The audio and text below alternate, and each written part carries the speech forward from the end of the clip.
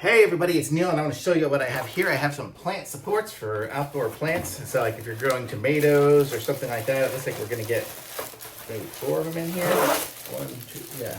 So this is what it looks like here. And let me open this up and I'll show you guys how these will work. My plants are not big enough just yet to require one of these, but you've got it like this, so you can have them just individually like in there like this. Like this, maybe like this. It can go up like that there. So you can have a nice tall plant. So you stick this into your pot and then your tomatoes and other things or vines or whatever are gonna grow up this. And it looks really nice too.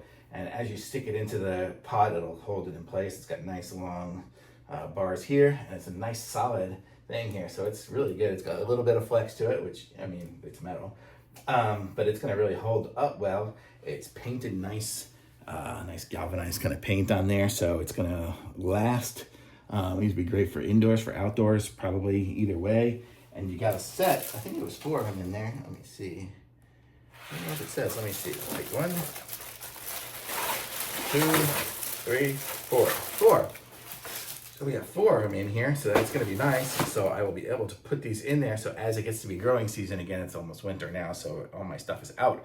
But I'll be able to put them in there. Actually, my hydroponic stuff's still going, but nothing's this big just yet. Actually, I might even use these like this for some of my strawberries and things like that that need to hang out of my hydroponic tower. Actually, I could use separate too.